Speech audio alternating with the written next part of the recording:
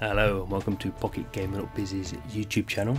I'm Jon Jordan and this is our Monetizer playlist. So in Monetizer we look at free-to-play mobile games, specifically looking at the mechanics, the techniques which they're using to try and persuade people to spend money in games. So the game we're looking at today is from Glue Mobile. It's called Rival Fire. It's interesting because Glue has made quite a few, half a dozen of these kind of semi-fixed position first-person shooter games.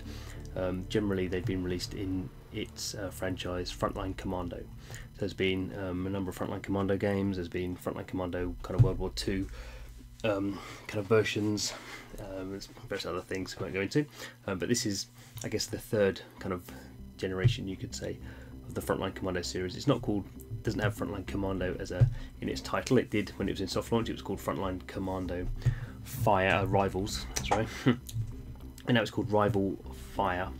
And the reason for that is it's also kind of using the experience of Chinese mobile company or Chinese games company Tencent, which has a very big mobile free-to-play shooter called WeFire.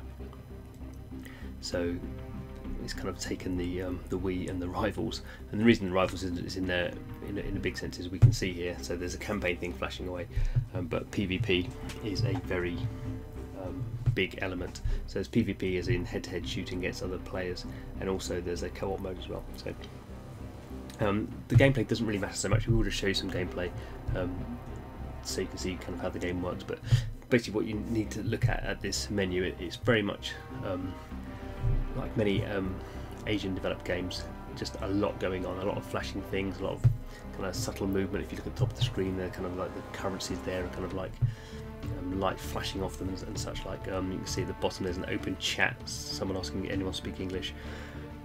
There's just a lot of kind of almost like overwhelming information, which is done for a reason, not just to confuse you, but done so the game can kind of pull you around. So obviously we're seeing in this big campaign arrow, there's a lot going on. So what does my brain do? It doesn't know what to do. It follows the big arrow. So let's go into campaign and quickly go through some stuff. So I'm fairly early in the game. I've actually played further in a different on a different account, but there we go. It seems to have been lost.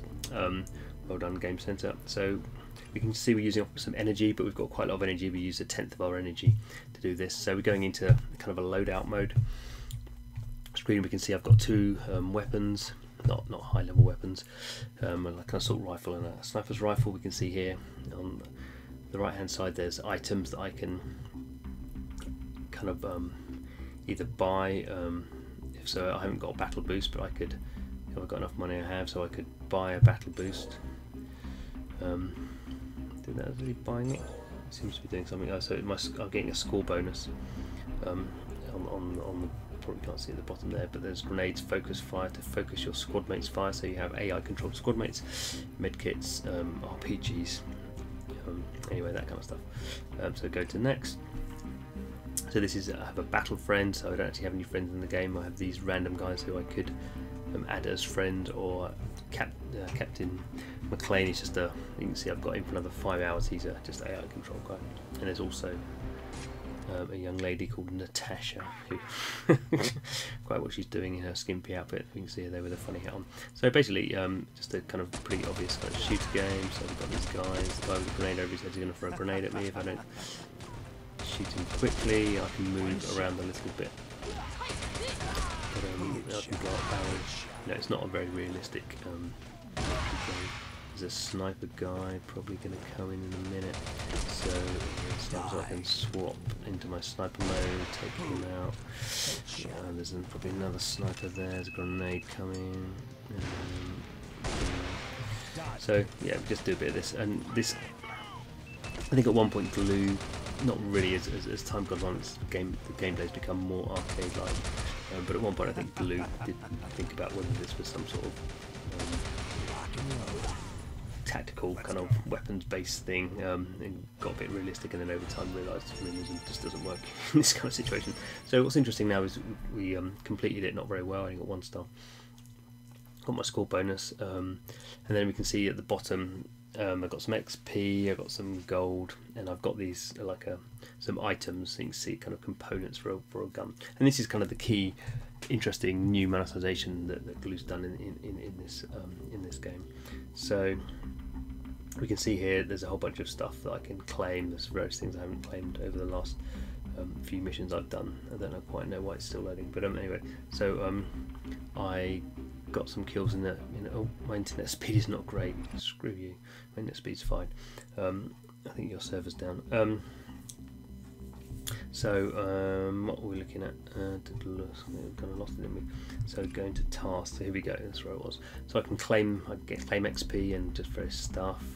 And this is very much inspired like an old, you expect an RPG. So basically they've taken effectively RPG monetization elements and brought it along to a shooter. And they've effectively the RPG elements now, obviously in an RPG game based around characters, in this game it's based around guns. So I'm just claiming stuff, as in if anyone's played a particularly an Asian RPG, there's just you claim pretty much whatever you do in the game, you get to claim stuff. It's all about am I a hero? I've been on another 60 minutes. Is any of this stuff I can claim? This is just stuff telling me what I can do. Okay. So going to my squad. So you can see here very big red spots telling me what I can do. There's me, and here's my kind of permanent squad member Natasha. Because that's what you when you go into modern armed combat, that's the kind of person you have by your side. So we can see here, we can go into her armour. We can see all the different elements. So even her armour has a helmet, a vest, a jacket, boots and gloves. So I can level those all up. Enhance. I'm just following what the red button does. Oh, so add all my XP. So XP is an element of XP. Item, so she's flashing away, she's leveled up to level 5 by the look of it. See, stats have gone up, meaningless, but it makes us feel good, doesn't it, in our brain. And we can see here that the individual helmet equally has, I can max enhance that as well, so we can just see that it's exactly, oh no, I can't buy that, exactly as you'd expect in a, it's a element, this is like something that's trying to sell me now. I can purchase this one time only, yes, I don't care. So I can go in, and each individual thing now I'm leveling up. So again, this is like just a bit of a kind of excitement kind of thing for my dopamine. I can ooh, level up. Not to say this is a bad thing at all. This is what particularly Asian RPGs, Chinese, Japanese, Korean, they're all slightly different, but they have kind of very heavy in this kind of expectation of grind, expectation of spend, and expectation of reward. So Natasha's all leveled up. So let's go, and this is me. So we can see here I can upgrade my weapons. So here we go. So again, I can like level up. I haven't got any XP left, so I've got special XP for that gun, so I'm going to spend some soft currency, level up. So boom, my gun's leveled up 2 levels. Come back out, but there's more to do, so I can level up my components. So I can max enhance my sight's gone up. I don't know what that is, the kind of business part. The magazine. There's the it's not sight, it's a suppressor. There's the stock, so that my gun. Most of those small things don't really make a lot of difference, but a little bit of difference. I can also again do the same things. I can my jacket. It's just the stats are going up. So it's not just the gun. I suppose there is these elements of the kind of player base. Basically, this game's kind of all about guns. So that's what it is. Again, there's it. Right. Okay. So I've got messages from the various people. So there's another. Keep up the practice, Captain. This young lady is your kind of tutorial leader. So again, just claim it all. I'm getting more stuff. Don't know what that stuff is, but the nice thing about these games is whatever stuff you get is always useful somewhere. You can always do something with it. You can see here, it gets across the top of the the top of the screen on the right hand side with energy, so I can spend gems to buy energy. But as has been pointed out, Glue's games are normally quite tight on energy. This game's fairly generous on energy. So there's soft currency. So today's gold purchasing limit, I can trade 2 gems and get 1,000 gold. I mean, I've got a lot of gold, so I don't really do that. I've been given. This is the important thing. The gems is what you really care about. 10 gems. So how much I've been given? Not very much. 20 cents or something like that, really. The other thing to notice here is VIP. A VIP system is very characteristic of Asian RPGs, and VIPs are generally expected VIP system in the real world. The higher up you are, the more just stuff you get for free. To get VIP level, you can kind of grind, but basically you end up buying stuff. So it's a real kind of situation where real encouragement to spend. A lot of these things in the games is you can grind it out. You can play this level 100 times or 50 times or whatever and get what you want, or just spend some dollars. VIP thing tends to be a bit of a harder sell. You can also see down the left hand side I can watch a video, so the rewarded video ads, which is very common now, and that's where that kind of comes in. And the store, let's go into the store. So the store is very much about guns. I mean, this has always been the case with the Frontline Commando games, is guns have kind of been what they've sold as the main monetization option, whereas now it's a bit softer because now you have this guns and the component side, so the components are equally kind of soften the sale. But we can see here, these guns are expensive. We're looking at 500. I mean, these are obviously just showing me the top of the range ones. It's a sale as well, so it's not going to last forever. But if I'm right down here, so I could buy these are the kind of ones I've got, actually, the sea level sniper's rifle, really. If I wanted to buy the big, what on earth that thing is, not a real gun by the look of it, the sawtooth. So I don't have enough gems, so if I'm going to go home with gems, I'm going to buy. So that's getting on for, it's not massive, but it's $10 if I want to buy that as an individual item. Equally, we have what we kind of see as what we call gacha. So gacha is pretty much all games do this. Certainly RPGs have crates. So I can look here. So if you look here, I can buy get some of this stuff for free. So that's cool, and it's all about the chance. So if I say the rare chance crate, if I open 10, I will get a guaranteed blue gun. Quite what blue gun is, I don't know. The epic chance crate, if I open 10, I will get a guaranteed purple gun. Let me see at the bottom. I can buy 10 for 72,000 gold, which I don't have, or I can buy 10 for 2,590 gems, which is obviously seen a lot of money. But if I do that, I am guaranteed a purple gun, which is obviously a cool thing. But I can just do. That's what tends to happen in these situations. They give you like a taster. So what did I get? I opened a rare crate and I received gun XP and a 5 focus fires.